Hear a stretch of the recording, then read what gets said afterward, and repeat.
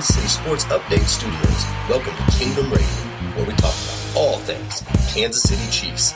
Brought to you by Arrowhead Update. Join Chris and Richard on iHeartRadio, Apple Podcasts, Google Podcasts, Spotify, Spreaker, Player FM, CastBox, and all third-party applications. Check us out on Facebook platforms such as Kansas City Sports Update and Arrowhead Update. And if you cannot find us there, Google or search Kingdom Radio and Kansas City Chiefs, and you will find us.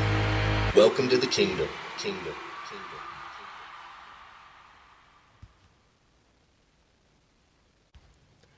How are we doing, Chiefs Kingdom? Welcome to Kingdom Radio. I'm your host, Richard Smith, and with me, as always, I have my senior NFL analyst and co-host, Chris Chavez, and we're here to break down the Chiefs-Bears game here that's coming up tomorrow evening, Sunday Night Football. Chris, how are we doing tonight, man? Doing fantastic, feeling very much in the festive spirit. Merry Christmas, Chiefs Kingdom, and in case, well, we'll probably see you guys before then, but Happy New Year as well. Hey, it is that time of year. It is the holiday season, and I'm going to second that. Happy holidays, Kansas City, Chiefs Kingdom. Always love Christmas time. It's hard not to. You know, the family comes together, and it's a really great experience. And we have football. And that, for me, that's one of my highlights for the holidays. But let's get into some of this Chiefs football talk. We do have the Bears on Sunday Night Football. We all know that Mahomes has some struggles, you know, in prime time. But I feel like we're going to be okay, and we're going to get into that here in a little bit. But what I do want to talk about is we were looking for some help today. Chiefs Kingdom, you know, we don't particularly need help because we're a great team, you know, and I'm sure Chris will agree. We're a great team, right, Chris? Absolutely. And we'll pave our own way, won't we? Absolutely. So, with that being said, at some point, you would think that there's a team that might just help the Chiefs a little bit. And then in this long, ridiculous run of division championships that the Patriots hold and took again today for like the 20th time in a row. I don't even know what the record is. I don't even know. I don't care. I don't even want to know. Nobody tell me.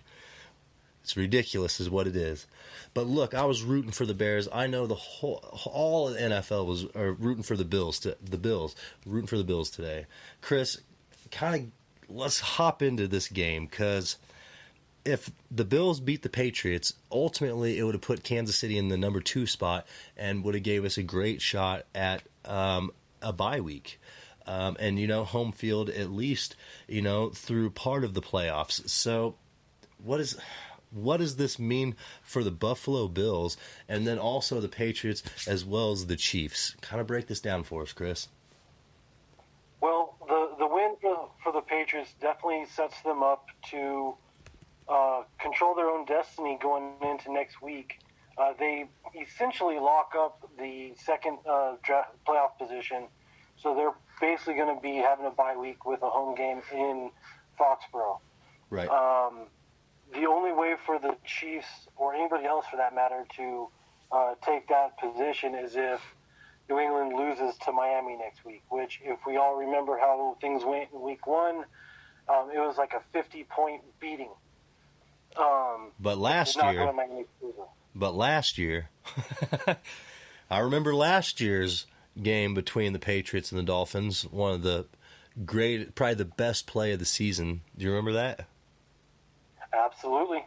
So, there is a chance. there is a chance. Not going to lie there. But it's a very different Dolphins team as well. Last year, they were still trying. This year, they're basically playing for like a top 3 draft pick. But aside from that, you've got the Chiefs and Texans, who are essentially locked up for the 3rd and 4th seed in the playoffs. The Chiefs right now hold the 3rd position because we are a half game ahead of the Texans. Right. Before our game tomorrow. With the win, we're going to be a full game ahead, and we just have to win next week in order to lock up that 3rd position. If we lose, Then Houston ends up taking the third spot. We take the fourth because they'll hold the tiebreaker because they defeated us. Right. And then to touch on the other team that you threw at me, the Bills, it means that they're going to be in the playoffs, but they're not going to have a chance to win the division as New England won the division today. But I will say this for Buffalo, for them to be as competitive as they've been all year and to be in the position to potentially win the division, that's a huge step for them because they haven't been in this position since 1990. I believe it was 1995 was the last time that they won the division. And you're looking at 24, 25 years of, I don't want to say ineptitude, but pretty close to that. Right. But it's nice to see that they're finally putting things together.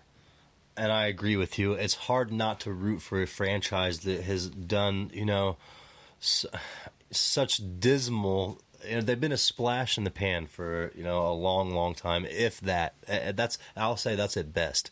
But it would have been nice for the Bills to take that win, and they did make a statement. You are right. They did make a statement. Even being in this position, to take that away from the Patriots, one game, and they could have taken the division from the Patriots. But unfortunately, it didn't happen. And now the Chiefs didn't get the help that we had wanted. So we're just going to keep moving forward. But each win here is now it's critical. I have to say that the little slump that we went through, pushed this last part of the season kind of a little bit more urgency, although we already have the playoffs locked in. But all of that aside, the Bills are having a great season. They're in the playoffs, like you said, Chris. I just really would have loved to see the Patriots knocked out of the 2 spot and Kansas City hop right up in there. So let's talk about the Chiefs. Chris, there's a huge signing this week, and, it's surprising that we hadn't, had a show before this to talk about this scenario, but the Kansas City Chiefs claim Terrell Suggs off of waivers from the Arizona Cardinals, and we're talking about a man with 138 sacks in his career. Chris, what does that mean for the Chiefs' playoff run? This is huge. Yeah, well, and last week we ended up talking about the possibility of him being picked up, and we said that it was ludicrous, that we had no chance, blah, blah, blah. Right. But that was pre-game and pre-Alex Okafor injury. Yes. And when he went down with that torn pec, that changed everything. Yes. And not going to lie, bringing him in this scenario is really fantastic to get a guy of his experience, his skill, right, this late in the season. Yes. He's had a little bit of a rough season with minor injuries. His depleted playing time on the field, but that also means that he's going to be a little bit more energized and a little bit more fresher coming off the bench. He's going to see some rotational work coming off the bench. He's not going to be a starter for us, but he'll be rotating in with K-Pass. And when you have K-Pass come off and you have Sizzle, as he's known, come in, and I mean, that's a great 1-2 punch right there. Yes. And even if it's just for a play or two, he's going to give you everything he's got. Go off on the sideline, catch his breath, and then rotate right back in. I really like the addition of Suggs this late in the season. It's really a scenario where, we looked at it on the front end, like you said, before the Okafor injury, it just nothing made sense about that scenario for the Chiefs. And like you also had stated, we didn't think that he would fall that far down on the waiver wire for us to even have a chance, to pick him up. And there was other teams interested in him. Earlier in the week, I'd seen an article that New Orleans, was all over it and picking him up. Wasn't that the team that I believe I sent you a link about that? Yeah, New Orleans, San Francisco, and another team from the NFC were all interested in him. Well, I'll tell you what. He's right here in Kansas City. And this is the biggest playoff run that, in my mind, the Chiefs have ever gone on. You know, I'll say last year was epic outside of, the Super Bowl victory. Obviously, the Super Bowl tops everything. But the season is pretty important, and there's a lot of pieces to the puzzle. And, Chris, we'd also stated that we didn't like the fact of bringing in, another cornerback because of the issues of not being able to mold together. I feel like that with a player like Suggs and his work ethic and his knowledge of the game, I think this is a great scenario for the Chiefs, because if you also think about, we pick up a man who knows Baltimore in and out, up and down, left and right, offense and defense. He knows football. He's a really, really smart football player above everything.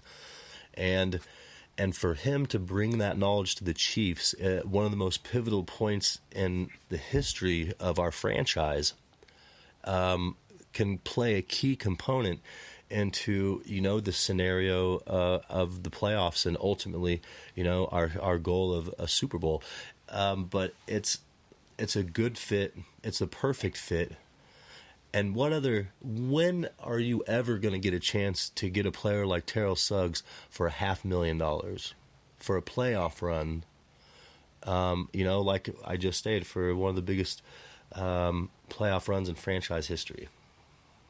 Yeah, we definitely got him extremely cheaply. I think it was like $300,000 for the next 2 games, which is by far a bargain price there. And as you were also saying about picking his brain about the Ravens, I just want to throw this in there.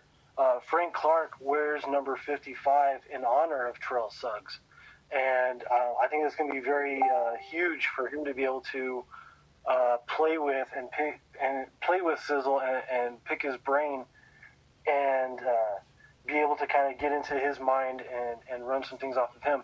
I think it's going to be great to work with a guy so renowned in the pass rush game for our defensive ends and outside linebackers. It's going to be good for everyone, because if you think about the experience that Terrell Suggs brings to the Kansas City Chiefs defense in the playoffs alone, we're just looking at the playoffs. That man has spent more time in the playoffs than, probably 10 players' whole careers put together. I don't know the numbers off the top of my head, but that alone, the playoff experience, that's what the Chiefs need. And he's a leader, and he's not scared to speak up. And I feel like that there's a lot of that within the defense, and he's just going to fit right into this mold. He's one of those players that's going to have an impact right away, and I feel like he's probably going to get more snaps than we think, because this is my thing. I could understand him, being seen riding the bench a little bit more, but he's played most of the season, and we need him. Just him being on the field alone, that name, that's big. That's big for the Chiefs. And so the impact with that, think about when we played Baltimore. We knew Suggs was there. Oh, I don't care how old the man is. Suggs is on the line. You better bring your A game, And so I guess that's how I look at him coming in to Kansas City too. I guess I don't want to take anything away from what he's accomplished and what he can bring to the table. Yeah, at any age, at any point in the game, he's always going to be a threat. And on the season, he's got 5.5 sacks. Right. And you look at our roster, and he comes in with more sacks than K-Pass. I think if he had those 5.5 on our squad, he ends up being third, I think, in sack totals.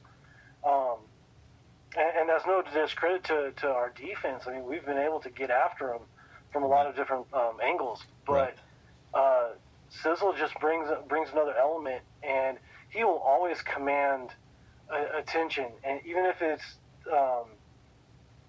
is just man up, as opposed to double team, and that's going to still distract and keep the quarterback's eyes looking that way. Even if it's just a nanosecond longer, that's going to help out our defense. If he commands a double team, that frees up Frank Clark. And yeah. I mean, I don't think any other time in his career that Terrell Suggs has ever been single teamed. Right. And so, I mean, being on this defense in this situation could really help to revive him, at least for this season. Potentially, if he were to resign in here for another year, I mean, just imagine that next year you get Okafor, Ogba, Clark, and Terrell Suggs all on one field together. Right. That's a scary scenario too. It is. And here's my thing too. Is think about this, Chris. Is where we're sitting on our defensive line at that position. We had Ogba go out. Okafor. Here's my thing. Terrell Suggs is better than our next man up. I really feel like Suggs is going to get right in there and start. I don't. There's no reason to sit him. And now I guess the only thing is if he doesn't have the gas in the tank to be on the field that much. He is older. He's like 37, something like that. He's an old man. But the Chiefs are going to have him on the field as much as possible. Yeah, and I think the only thing that might limit him in his playing time on the field would be his knowledge of the playbook, which, by the way, day one at practice, he was already diving deep into that playbook. I saw that too, yeah. He doesn't really need a whole lot of the physical practice part. He just needs to understand the plays. And I think the only time that we really pull him out is if we're doing something exotic and strange that he might not fully feel comfortable with. Right. Aside from that, I think that he sees a lot of the field. And, for his position and the players around him too. Okay, so another thing I want you to keep in mind is I love the 1-2 combination that we're talking about with Suggs and Frank Clark. And obviously, like you said, Clark has looked up to Suggs. That's why he bears, number 55. But the interior line, we haven't even talked about the interior line and what that's going to open up for Stone Cold Jones. Do you know what I mean? And so it's one of those things like this is going to open up some major doors for our defense, for the run game, the pass game, everything. Watch what happens to Mitchell. I feel bad for Mitchell Trubisky in this game. Yeah, because, and we haven't touched on it yet, but looking at the Chicago Bears injury report, their starting right tackle, Bobby Massey, is out for the game. And so you're going to have a backup going up against presumably Terrell Suggs the majority of the game. But Frank Clark is probably going to rotate over there as well. And so, and then on top of that, they have a very young offensive line. Trubisky's in some trouble tomorrow. I really feel like he is too. This is a scenario where I feel like this is an offensive line that can literally be shaken up like their quarterback has been all season long. You put that's a scary defensive line. Scary. Okay, so think about this. We've got Frank Clark. Then we've got Chris Jones, we have Derek Nottie, and we have Terrell Suggs. I mean, how does that sound? It's scary. And then, like, in certain situations, they rotate out Nottie and put K-Pass in there at defensive tackle. You got Carl Sanders who can get after the quarterback. I mean, it's just scary all the way across, even down to our second rotation on the D line. Yes, and here, look, and I'm going to say this, like I'm a fan of K-Pass. I see what you see in him. He's a monster. If we can get K-Pass going the way you know that he can do it, and I have faith in him. I'm not saying I'm a fan of him like you are. That's your guy. That's Chiefs Kingdom. K-Pass is Chris's guy. There's something about K-Pass that Chris likes, but I'm starting to see it too. But I'm ready for that other level. This would be a great time for that to come out. And what better person to be able to study from in the playoffs than Terrell Suggs? Uh-huh. And even for Saunders, these younger guys, it's just it's a great scenario, and this is going to be a scary Super Bowl run. Our defense is already great. This is just boosting it to a whole other level, and I figured, before last game, Chris, would you agree with basically what we were trying to say is why fix what's not broke?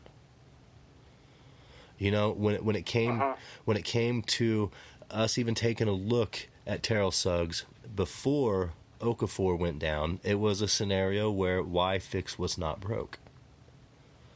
But then that happens, and we get the chance to bring in a legend. Well, and also if we were to bring him in. Go ahead. Sorry, but if we were to bring him in, and we would end up having to let somebody else go off the roster. Right. And so it would be a matter of, who do we have to let? Who do we have to let go? With Okafor going on to injured reserve, that it frees open the spot, so it works out perfectly. Okay, so we look at this. Let's look at both depth charts here. Okay, I want you to pull up the Chiefs depth chart, and I want you to pull up the Bears depth chart. Do you have that up? I do. Okay, so when you look at the Bears offensive line, and then you think of K-Pass, Suggs, Chris Jones, Nottie, and Frank Clark, what are your thoughts of this compared to their offensive line, and then also how dismal Mitchell Trubisky has been this entire season? He sees ghosts. Oh, absolutely. Downfield, and up the middle. Yep. With a lot of the attention probably going to be focused on helping their left tackle and then their backup right tackle. I think that a lot of the issues are going to be, or for Trubisky, are going to be coming right up the front, right up the middle. Chris Jones should have a huge game tomorrow night, going up against James Daniels and Cody Whitehair, the left guard and the center. I love it because, this is a scenario where I see it already. When I said, made the joke that Trubisky sees ghosts, Trubisky is a deer in the headlights type of player. And that's something that is not going to resonate well against the Chiefs defense that obviously has Kansas City, look, I'm going to just run through our starters here. And I'm going to throw Suggs in there as well because he deserves to be mentioned in our starting rotation. This is scary for any team. We have Terrell Suggs, K-Pass, Chris Jones, Derek Nottie, Frank Clark, Anthony Hitchens, Damian Wilson, Travarius Ward, Rashad Braylon, Kendall Fuller, Juan Thornhill, and Tyrann Mathieu. The Honey Badger. We are so stacked on defense. It's ridiculous. Chris, can you compare this team right now as it sits right this second? Can you compare it to any other defense in Chiefs history? Top to bottom, no. I think that across the board, this is probably the most talented defense we've seen. we've had better talented players, but it wasn't across the board. And look, and we're not even talking Reggie Ragland, Morris Claiborne, Rashad Fenton, Daniel Sorensen, Jordan Lucas, Armani Watts, Mike Pennell, Saunders, Ben Neiman, Darren Lee. It just goes on, and these aren't just names that are known within the Chiefs organization. These are names that are known throughout the NFL. Our depth is one of a kind right now on defense, and it's the crazy thing is finally, I know this sounds crazy, but I'm finally happy that an injury this season worked out in the Chiefs' favor instead of diminishing what we were trying to build. Yeah, no, it was definitely a great turn of luck for us. It really was. It was right timing, and that's really all I can say about it. Timing is impeccable, and Terrell Suggs, welcome to the Chiefs with open arms. Here's our thing too. Outside of the Chiefs picking up Terrell Suggs, one big key component is he's not playing for Baltimore. He has no effect on Baltimore's run in the playoffs anymore. That's over. That's done. That's a huge deal. And regardless if he was on the Chiefs, just for him not to be on that loaded team is a big deal. Somewhere where he's comfortable like that, yeah, we don't want him there. We don't want him there. I'm glad he's a Chief. Chris, did you happen to see any of those social media reactions about Terrell Suggs coming to the Chiefs? Those fans were furious that we didn't let Suggs fall all the way down the waiver wire to the very last spot. Like all 31 teams were just going to let him slip. Oh, here you go, Baltimore. Come on, get out of here. Yeah. Well, and then some of them were saying that because of this move, we have no chance of making the Super Bowl now. Oh, but yet they wanted him. Their logic made absolutely no sense in any way, shape, or form from any angle in any scenario. So even if the Chiefs had let him go, there were 3 other teams that were going to take him just to keep him from getting to Baltimore. Absolutely. But here's the thing is he's still a productive player. This was a steal. An absolute. There's no way he was going to fall that far. Every other team had to pass on Suggs before Baltimore had a chance, and it wasn't going to happen. It obviously didn't happen. But it's just funny to see the fans react the way they did, and they put the Chiefs on blast. They made us public enemy number one. A rivalry started because of this in Baltimore's eyes, and Kansas City's sitting over here like we don't care. You know what? We will see them in the AFC Championship game. Yeah. And we'll have it out there. And you know what? And I'm happy with that because as it stands right now, Lamar Jackson's 0-2 against the Chiefs. 0-2 against Mahomes. And now we have Suggs, who knows that team up and down. It's a really good scenario. I like this. We already beat him once this season. I know everybody says they're a different team, but so are we. I don't. What's a better defense in the NFL? And I want to. And here's my thing is. I want to put it in a full team perspective, not just the defense. This is a full team. What team in the league has as good of a defense to complement their offense that is phenomenal? There's no better scenario in the NFL than where the Kansas City Chiefs are at right now. Yeah, there really isn't. We are definitely sitting pretty right now. And we're only getting better heading into the playoffs, which is exactly where we want to be. Right. And I love the winning streak that we're on. And here's the thing: is we got hot at the right time. And Chris, you'd mentioned this earlier in the season. We got to get hot at the right time, which is the end of the season, and head on into playoffs. And there is still a possibility for a bye week. That's not out the window, as long as we take care of business these last 2 weeks, and Miami, might pull, a card out of their hat again or whatever, out of their sleeve or whatnot. We'll see what happens there. But Chiefs Bears. We talked a lot about Terrell Suggs and how, he's going to impact this Chiefs team and this game. So let's really jump into this game, Chris. In my mind, this obviously is not as big of a game as it looked in the beginning of the season. When we looked at the schedule, we marked, the Bears as one of those, a tougher game. Obviously, it hasn't played out that way for the Bears this season. But what's in store here for this, Chris? What meaning does this have to our season? And is this really a game that we have anything to be worried about as far as, coming out with a loss? Going up against their defense, it's definitely going to be a huge challenge for us.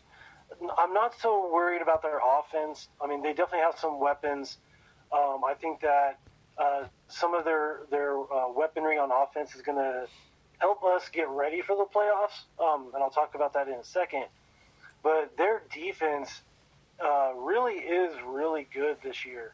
And with Akeem Hicks returning after essentially being out for the majority of the season, we're going to see a very different defense than the rest of the NFL that has played them has seen.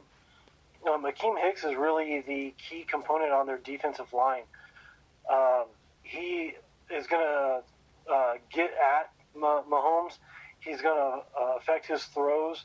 Now, granted, we know that Mahomes can throw from any different angle, but it's going to free up Khalil Mack as well to be able to get around the edge and get at Mahomes as well. And then their secondary, they've got, I believe it's 3 players who have made the Pro Bowl. Eddie Jackson, their safety, he made the Pro Bowl. Kyle Fuller is always a threat at cornerback, if not one of the best corners in the league right now. Their linebacking core overall is very good, very quick, very tough. I think it's going to be a great challenge for our offense to put up points against these guys. And it's going to be a confidence booster as well for us to be able to go out there and bang heads with these guys. And if we can be competitive with that confidence boost, it's just going to help us going into the playoffs because we're going to be facing some defenses that won't be of this caliber. And so we'll have a lot more confidence going up against those guys. I completely agree. Let's touch, while we're talking about this scenario, I want to touch base on the injury report real quick because this does affect all of this. And Andrew Wiley is out for the Chiefs, and Morris Claiborne is also out. On the Bears side, wide receiver Taylor Gabriel is out. Bobby Massey is out, which I'm definitely all right. That's the right tackle that's really going to open things up for our. That's the biggest injury in my mind because that's going to open up everything for our defensive line. But Akeem Hicks, he's questionable. If he doesn't go, which I'm sure he will, and even with that, think about this, Chris. Think about all of our defensive linemen that have tried to play through injury. Frank Clark, and production was lacking. If Akeem Hicks is questionable, then in some way, shape, or form, that he still has a lingering injury.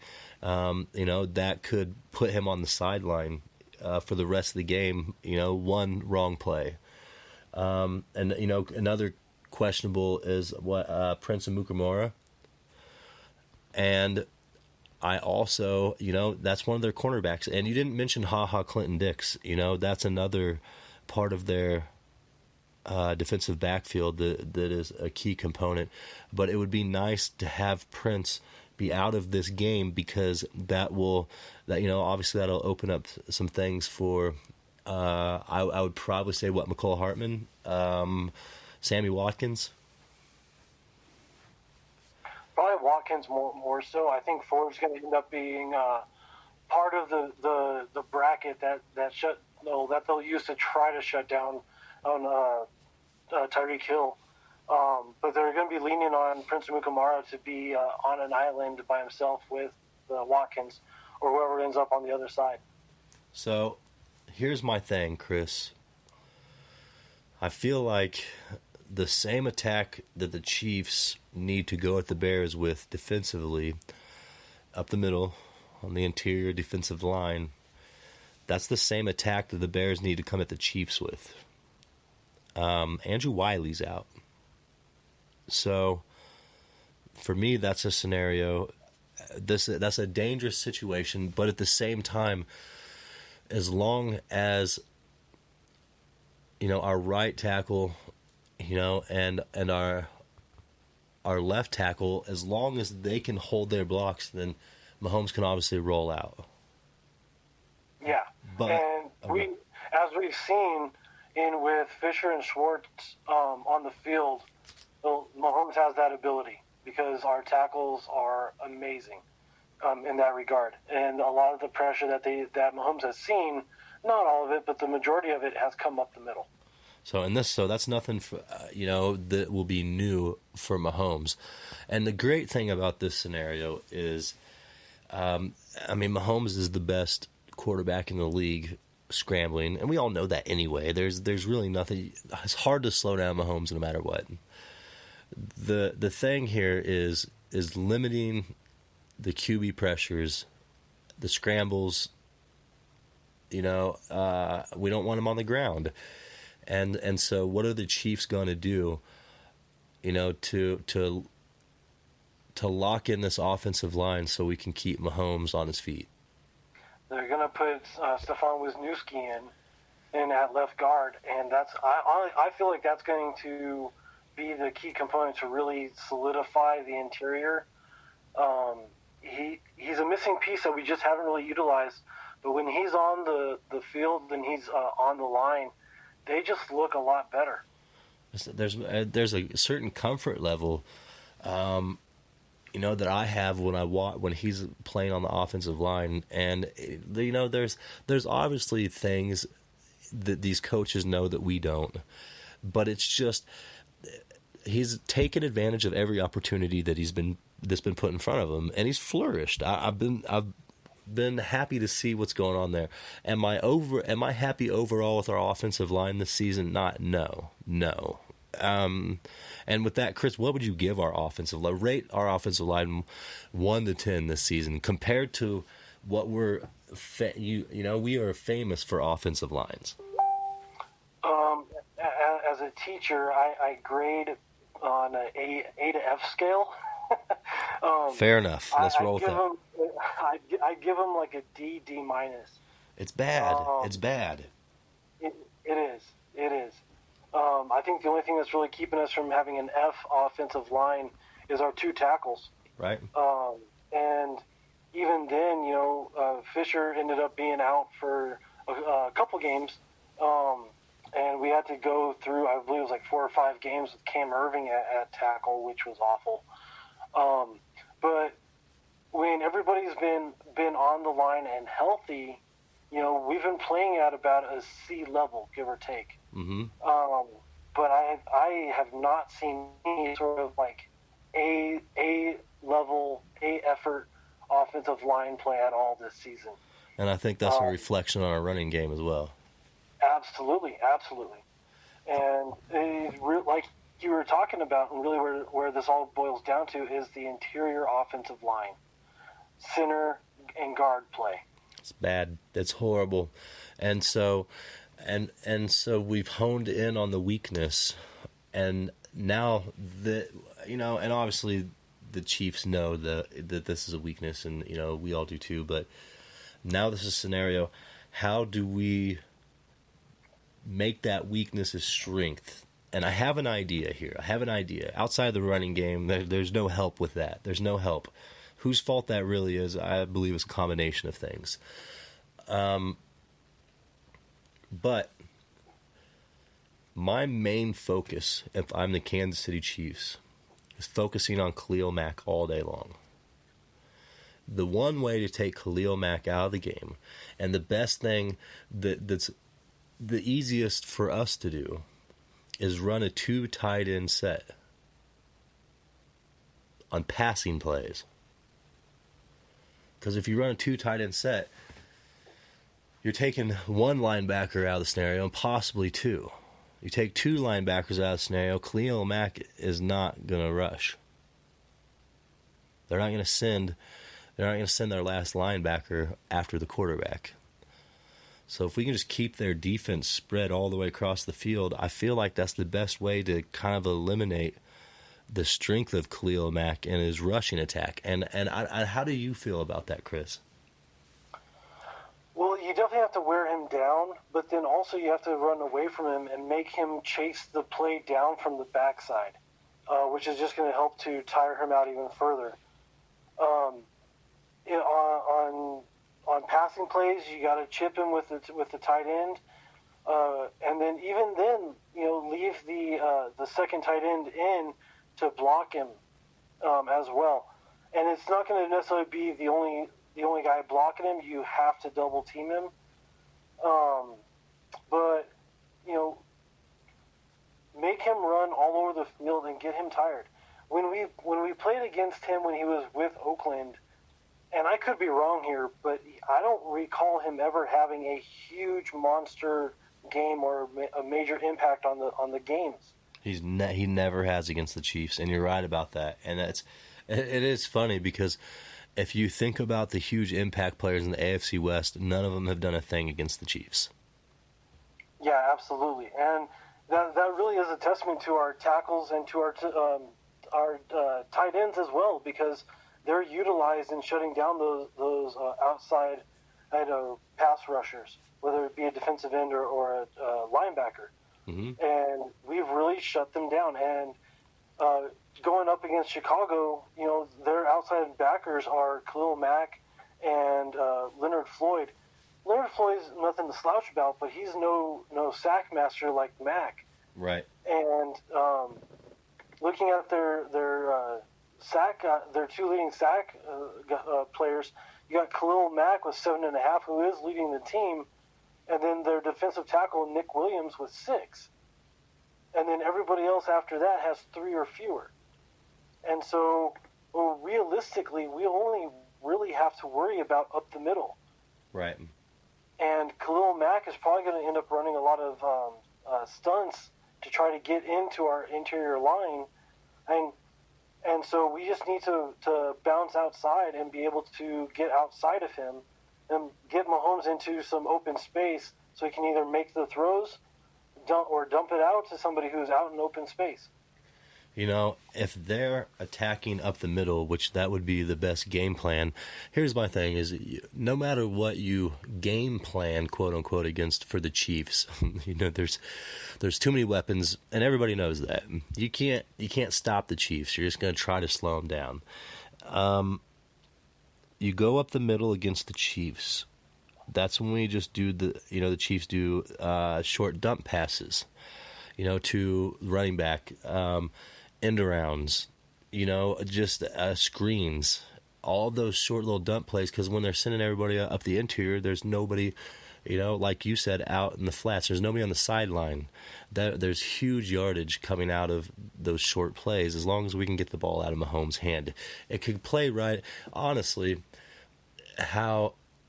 this is what I love about Andy Reid, is Andy Reid will take a weakness, and he knows that the other team is going to plan for this weakness and is ultimately just going to play right into his game plan.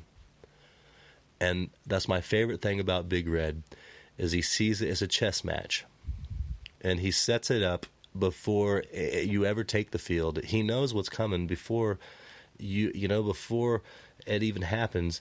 And so it plays, that's his game plan. He plays right into his game plan. Brilliant coach, brilliant mind, and I feel like that's what's going to happen here.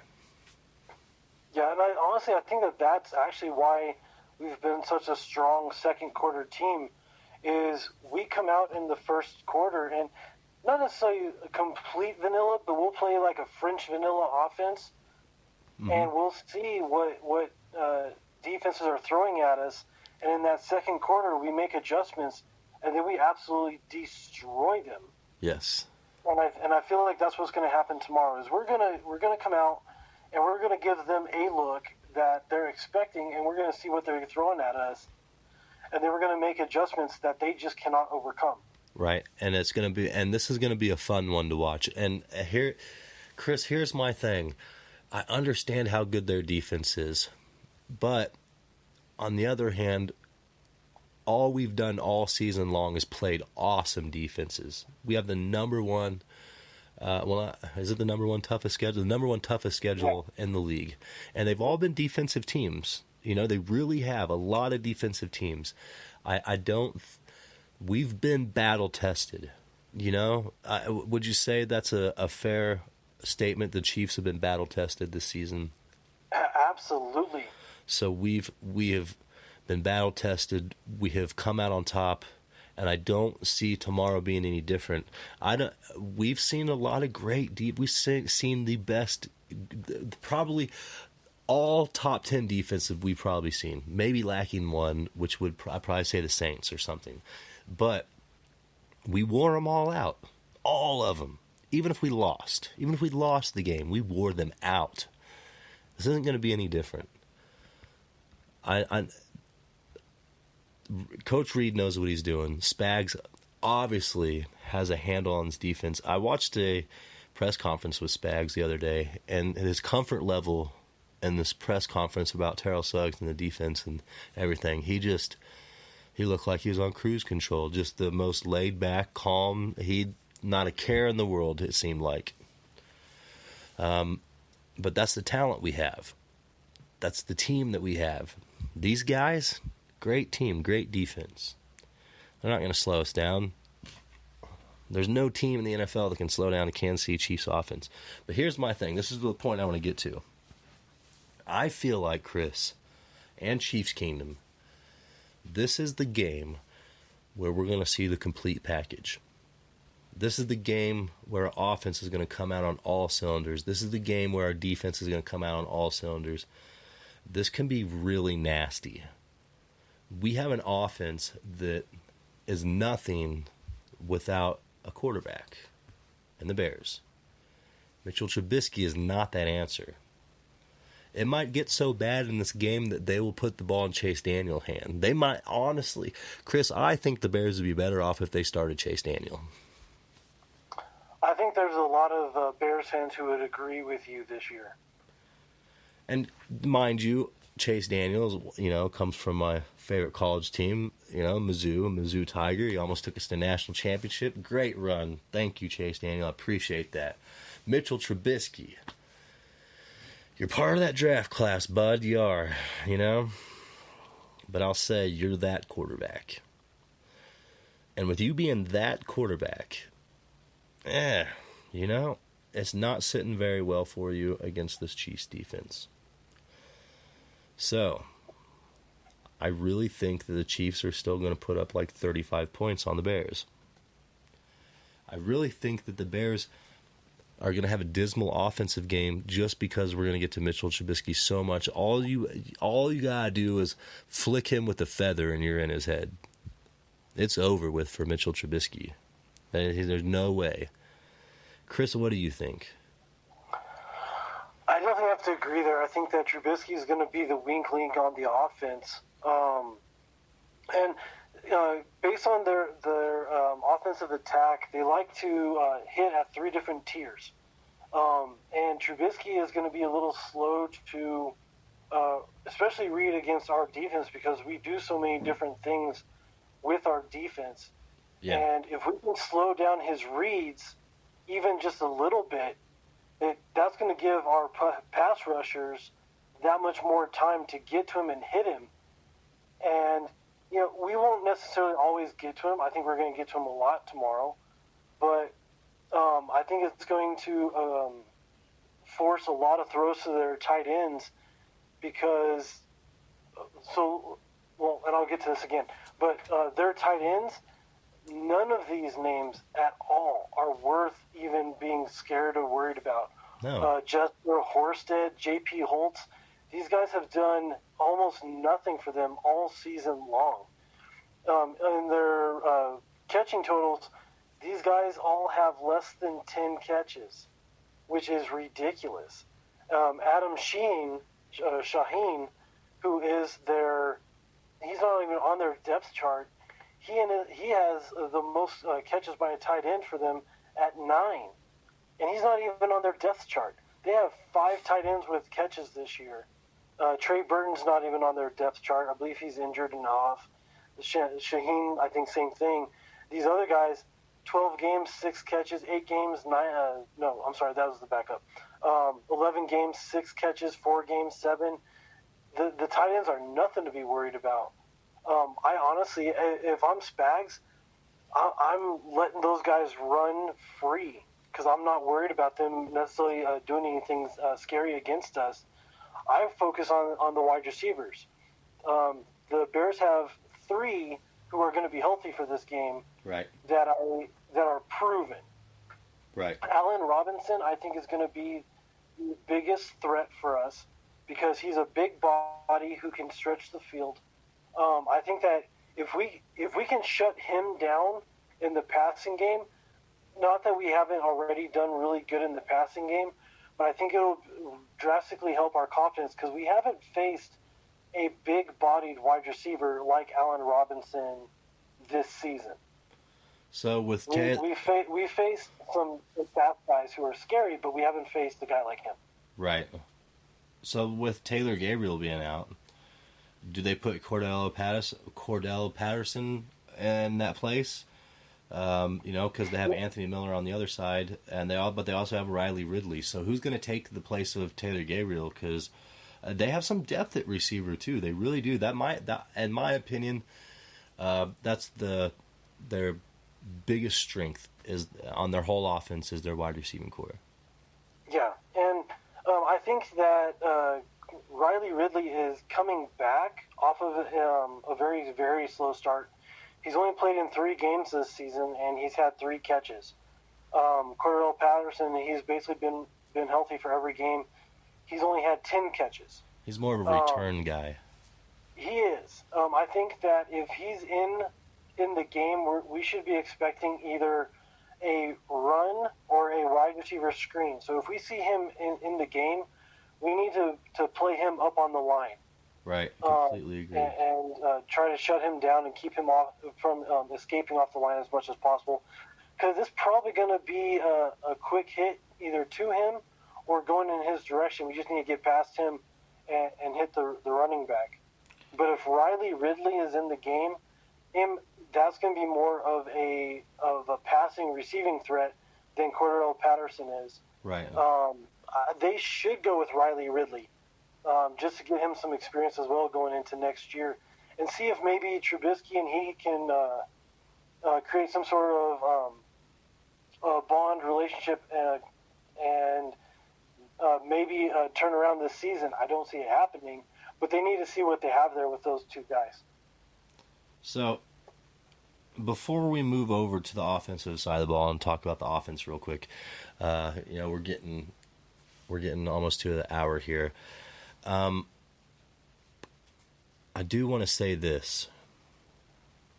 When you have a quarterback on your team that is more interested in trying not to make mistakes than trying to win a football game, you can't win with that, especially against aggressive defense like the Kansas City Chiefs. Mitchell Trubisky is a pedestrian. I know that Alex Smith was labeled that as a Kansas City Chiefs, but you want to talk about a pedestrian, that's Mitchell Trubisky. He's so scared to make a mistake that he makes mistakes. That's not a good leader. That's not a leader. That's not a leader. That is somebody who will destroy every part of your franchise and every part of the hopes of the direction of your franchise. I will say that if this continues with Trubisky, the Bears need to seriously look at their investment and think about the future, because this is not the guy. This is not what they drafted, and this product that is on the field is probably the biggest joke in the NFL at this point, and I hate to say that, but it's a major bust this season. Catastrophic, huge. Am I wrong, Chris? No, not at all. At the end of the season, last season, Trubisky was showing all the signs of actually having progressed and was expected to have a phenomenal year this year.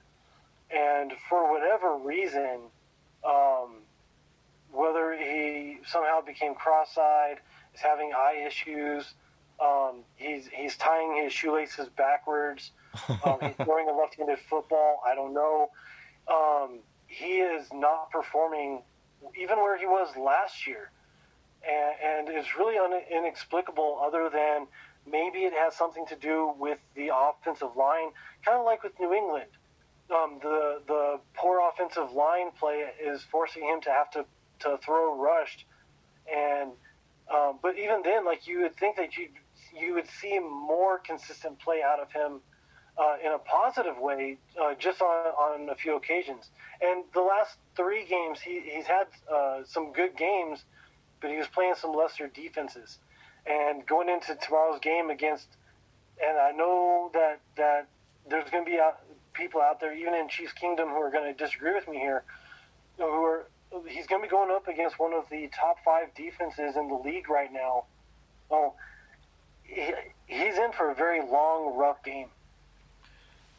I'm going to put an exclamation point on that, and I'm going to say that Mitchell Trubisky, you're definitely in for a long night, because this is going to be the best game the Kansas City Chiefs defense will have all season long, solely because of you. And I will thank you for this beforehand, and I would say I appreciate it, because your lackluster play, your lackluster effort, and your excuses is not going to get you anywhere against the Kansas City Chiefs. So with that being said, let's touch base here on the offense a little bit, Chris, because we have all these weapons and we're going against a good defense here. And, you know, we've talked about everything so far, but I just want to, kind of finish things up here with what are our keys to victory here on offense against such a potent defense. I know that we said, dumping the ball off, out of the flats and really kind of taking advantage of the open field, which we do every game. But with the defense as stacked as this, what's the game plan? Well, kind of the same thing that we've been saying all season long. Get Kelsey involved early and often. Looking at the Bears inside linebackers, Nick Kwiatkowski and Kevin Pierre-Louis, they're not exactly extremely good in pass coverage. Mm-hmm. And I imagine that the Bears are probably going to utilize them to try to cover Kelsey, as well as maybe the safeties. Mm-hmm. We might not see Kelsey necessarily making a whole lot of 30, 40-yard catches tomorrow, but kind of like we had in the snow game, I expect to see him making about 8 catches for 100-plus yards. But it's going to be a lot of underneath stuff that he ends up having to break a tackle or two to get to that third level and challenge the safeties. With that happening, that's going to open up coverage on the outside. We need to see another receiver besides Tyreek Hill have a good game. Right now, our 2 leading receivers are Hill and Kelsey, and we need to find somebody else who can be consistent. Right. Nothing against Hardman. I mean, he's still a rookie. He's developing. Right. He's playing with limited playing time, and when he is on the field, he's producing. Right. He's got I believe it's like a 20-plus yard per catch average. But we need him on the field more, and he needs to get the ball thrown to him more, or we need for D-Rob or Watkins to step up and start either playing to the contract that they signed or playing for the next contract that they're going to sign. Well, I have to say this real quick, Chris. I feel like you're coming down a little bit hard on a rookie in McCole Hartman, who has 8 touchdowns and is like the third leading receiver on our team. Sammy Watkins needs to step up. McCole Hartman's doing great. Could you ask for any more from the kid? Well, no, I wasn't coming down on him at all. I was just being realistic. It would be unrealistic to put it on him as a rookie to expect more from him. Oh, I see. Okay, I see what you're saying. Okay, yeah, I'm sorry. No, with all of the situations that he's in, he's doing fantastic. Yes, for sure. For sure. It's great. It's great seeing a rookie come in, especially with the Chiefs. Let's think about it that way. A rookie wide receiver, coming in for the Chiefs, and Tyreek Hill as well. It's just been great. But, hey, Demarcus Robinson, I'm with you on that one. We need to get D-Rob going. I don't know what's up with that. This is obviously DeMarcus Robinson's last year on the Chiefs. I don't think anybody would argue that statement, but it'd be really nice to get him the ball and kind of have that surprise element, for the Bears, even though I really don't feel like we need it. I just feel like, Chris, that we can move the ball successfully no matter what. My keys to victory here, let's get the ball out of Mahomes' hand. If we're going to run the ball, it's hard to establish a running game with what we have. Me and you are pretty big on Darwin Thompson. I'm still there. Spencer Ware and Darwin Thompson, in my mind, should have the majority of the carries, even though Damian Williams is back. One thing we haven't done is really ran outside the tackles this season. I think it would be nice to get some speed in there with Darwin and see if we can run outside the tackles. Let's mix it up a little bit. Let's give Anthony Sherman the ball. Let him power up the middle. Mix it up a little bit. And then run the play action. Short dump passes. Try to get some running in there. I mean, I just say we do what we've been doing. I don't know. Why change what's not broke? Yeah, we really should just be ourselves on offense. Have like I believe it's like a 40-30 ratio as far as our pass plays to run plays lately. Mm-hmm. That's been very successful for us. If we have that sort of ratio tomorrow, I think that we definitely should be controlling this game. It's going to be a lot of fun to watch. Chris, let's talk about predictions here before we wrap this up. I'm going to go first on my prediction, and I'm going to put it up there for the Chiefs. I'm going to take a step out there, because I said the Chiefs are going to have the biggest defensive game of the year, all year, and with that, the defense are going to put up points. But this is also going to be the game where the Chiefs' offense comes out and shows us what they're made of, and I feel like we're talking 35-10, 35-6. I'll tell you what. I'll go 35-9. The Bears won't put the ball in the end zone all day long. They'll kick 3 field goals. That's the exact same prediction I was going to be going with. I don't think that they put it in the end zone. I think that they get some field goals, but Trubisky struggles to get the ball in the end zone, and I'm really hoping that Mahomes figures out his red zone struggles and can put the ball in the end zone.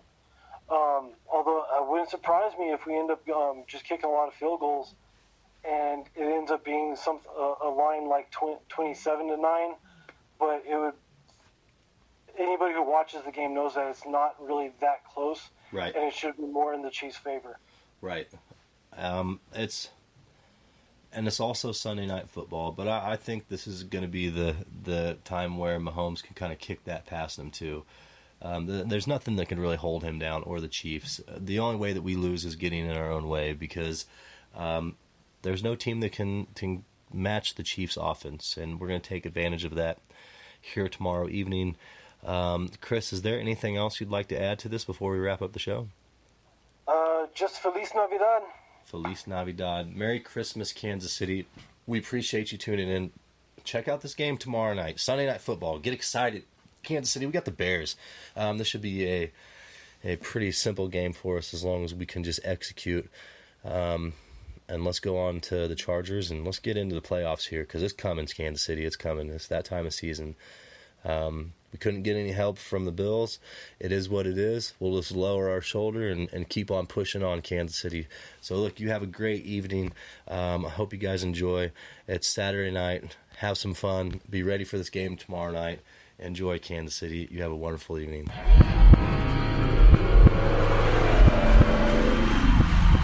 Thank you for tuning into Kingdom Radio, your go-to podcast for everything Kansas City Chiefs.